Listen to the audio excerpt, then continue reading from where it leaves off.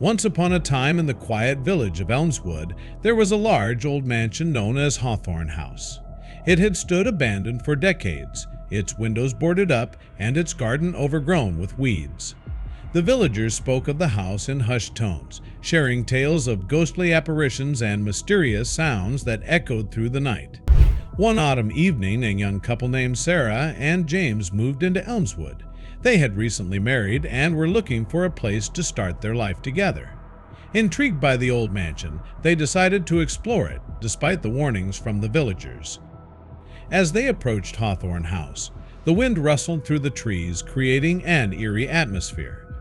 The front door creaked open with a loud groan as James pushed it. Inside, the air was musty, and dust particles danced in the beams of sunlight that filtered through the cracks in the boarded windows. Sarah and James wandered through the rooms, finding old furniture covered in white sheets and paintings of stern-looking ancestors staring down at them. They felt a chill run down their spines but pressed on, determined to uncover the secrets of the mansion. In the library, they found a large leather-bound book on a mahogany desk. The cover was worn, and the pages were yellowed with age. James opened the book, revealing handwritten notes and sketches. It was a journal written by a man named Henry Hawthorne, the last owner of the house. The journal detailed Henry's descent into madness. He wrote about hearing whispers in the night, seeing shadows that moved on their own, and feeling a malevolent presence in the house. His final entries spoke of a hidden room in the basement, a place where the evil originated. Intrigued and a little scared, Sarah and James decided to find the hidden room. They descended into the basement, the steps creaking under their weight. The air grew colder, and the darkness seemed to press in around them. James held a flashlight, its beam cutting through the thick gloom. He searched the basement, knocking on walls and moving old furniture. Finally, they found a section of the wall that sounded hollow. With great effort, they pried open a concealed door, revealing a narrow staircase leading further down into the earth. As they descended, a foul odor filled the air, and they heard faint whispers that seemed to come from the walls themselves. At the bottom of the stairs, they found a small, dimly lit room. In the center of the room was a stone altar stained with what looked like dried blood. Strange symbols were carved into the walls, and the air was thick with a sense of malevolence. Sarah felt a wave of nausea and fear wash over her. James, too, felt the oppressive presence in the room, but he was determined to uncover the truth.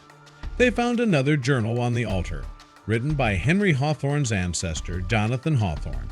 It detailed dark rituals and sacrifices made to summon a powerful and malevolent entity. As they read, the whispers grew louder, and the temperature dropped further. Suddenly, the door to the room slammed shut, and they were plunged into darkness. Sarah screamed, and James frantically searched for the flashlight, which had fallen to the ground. The flashlight flickered back to life, casting eerie shadows on the walls. They saw movement in the darkness, figures that seemed to materialize out of the very air. Sarah clung to James, her heart pounding in her chest. "Who's there?" James called out, his voice trembling. There was no response, only the growing cacophony of whispers and the oppressive feeling of being watched. Desperate to escape, James and Sarah pushed against the door with all their might. It finally gave way, and they stumbled back into the basement. They raced up the stairs, their footsteps echoing behind them. As they burst out of the mansion, the door slammed shut behind them with a resounding thud. They stood panting in the overgrown garden, the cold night air a stark contrast to the oppressive atmosphere of the basement. "We need to leave this place," Sarah said, her voice shaking. James nodded in agreement, but a part of him was still curious, wanting to understand what they had encountered. The couple decided to report their findings to the local authorities. The police arrived the next morning, but when they searched the mansion, they found no hidden room, no stone altar, and no journals. It was as if the entire experience had been a figment of Sarah and James's imagination. But Sarah and James knew what they had seen and felt. Determined to uncover the truth, they began researching the history of Hawthorne House and its previous owners.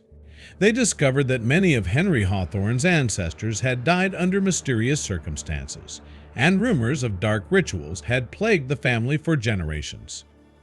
They also found references to a local legend about a malevolent spirit that haunted the land on which the mansion was built. The spirit, known as the Shadow, was said to be the embodiment of all the evil deeds committed by the Hawthorne family over the centuries. As they delved deeper into the history, they found a reference to an old priest who had tried to exorcise the spirit many years ago. The priest's writing suggested that the only way to rid the mansion of the Shadow was to destroy the source of its power, the stone altar in the hidden room.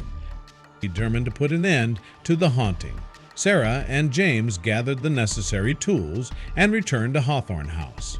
They found the hidden room once again and set to work destroying the altar. As they smashed the stone with sledgehammers, the whispers grew louder, and the temperature dropped even further.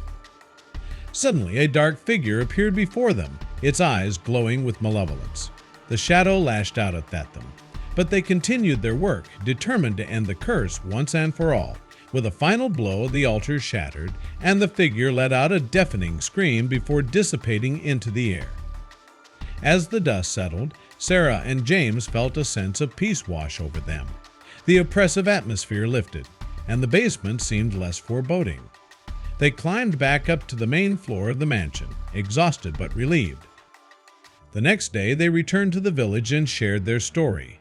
The villagers were skeptical at first, but as time passed, the strange occurrences at Hawthorne House ceased. The mansion was eventually restored and became a place of curiosity rather than fear.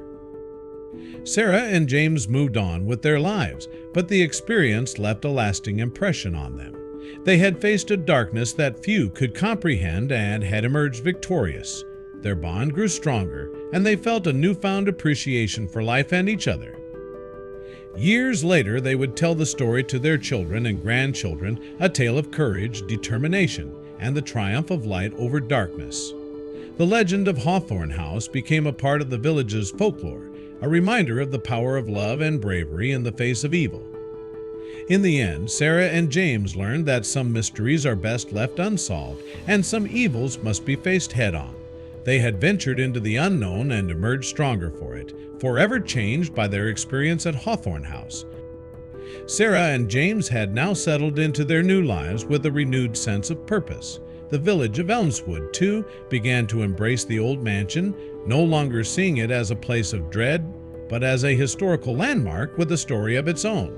Visitors came from nearby towns to hear the tale and to see the once feared Hawthorne House. One day, a historian named Dr.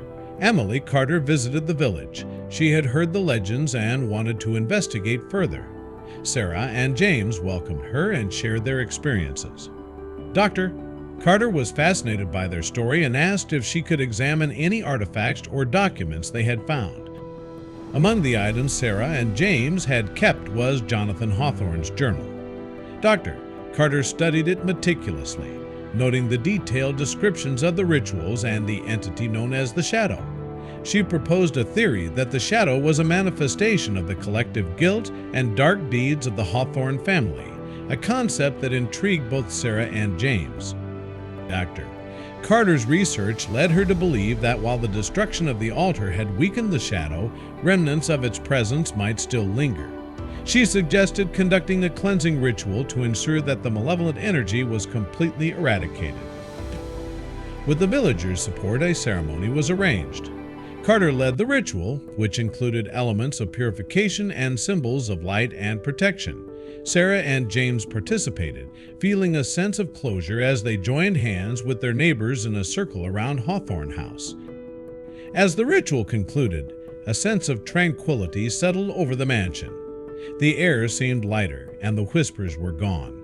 The village celebrated, and for the first time in many years, the mansion felt like a place of peace and harmony. With the mansion now cleansed and the village at peace, life in Elmswood returned to normal. Sarah and James continued to share their story, which had become a symbol of hope and resilience for the community. The legend of Hawthorne House transformed from a tale of fear to one of triumph over darkness. Dr. Emily Carter, having completed her research, decided to write a book about the history of the Hawthorne family and the mysterious events surrounding the mansion. She included detailed accounts of Sarah and James's experiences, as well as the rituals and the eventual cleansing of the house. The book, titled Shadows of Hawthorne House, became a bestseller, drawing even more attention to the once-forgotten village. The increased interest in Elmswood brought new opportunities for the villagers.